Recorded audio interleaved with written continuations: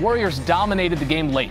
That much you know. Steph Curry, Kevin Durant scoring or assisting on the Dubs' final 25 points over the last 10 minutes of this game. So, Legs, we're here at the touchscreen. Break it down for us. How was that Warriors offense able to rely so heavily on two guys that even the Cavs knew were going to get the basketball? Well, this is sort of an anatomy of what happens when you don't do things perfectly against a team with this much firepower. Golden State had 7 threes in transition only in this game. It's hard to get transition points, much less 21 on threes. And here's what happens if you don't play perfect transition defense.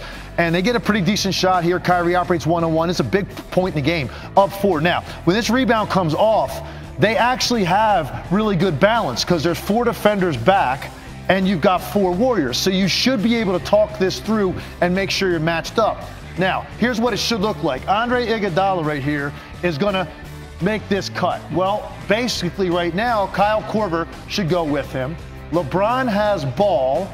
Kyrie Irving then will be matched up with Durant when the ball comes. Ooh. And when Clay runs here, then J.R. Smith goes with Clay. And if you do those things, you're 4-on-4, you're matched up. But take a look what happens with J.R. Smith. For some reason, when the ball comes to Kevin Durant, J.R. just decides he's going to go rogue, and now you've got 2 guys on the basketball. Well, then obviously it's an easy decision for Kevin Durant to hit Klay Thompson.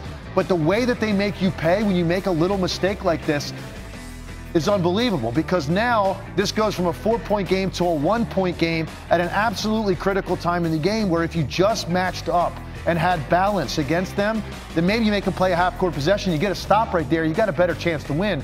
But any mistake you make against this team, Ryan, especially in the open floor, they're going to make you pay in a big way because they're going to hit threes.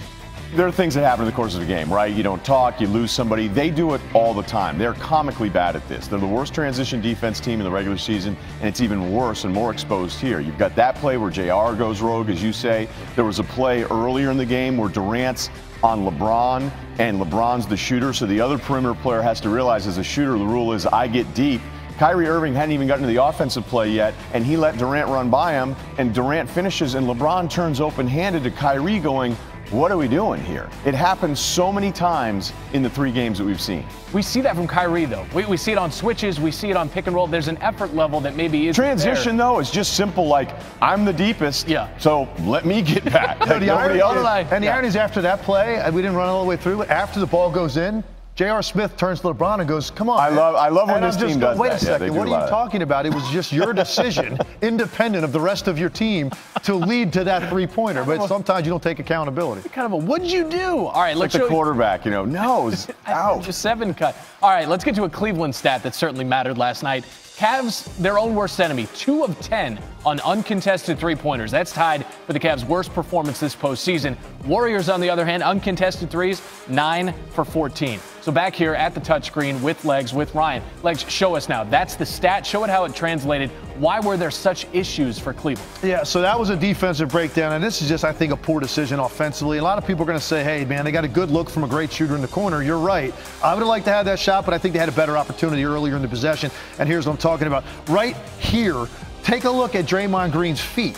So the way Draymond Green's feet right here are, he's dictating to LeBron James that this is the angle to take, and that's the angle he should take to his strong hand against the guy with 5 fouls, and the only rim protector is Kevin Durant, who's long, but if LeBron gets into his body, he's going to be at the rim, probably at the foul line, chance to extend the lead right here. Instead, he makes the decision to go back to the middle. Now, once he goes here, is the right decision to pass to Kyle Korver? Yeah, because there's 3 defenders to that side. He should have gone to the right. Now, the one thing I'll say about Kyle Korver right here, Steph Curry, you see he's getting screened.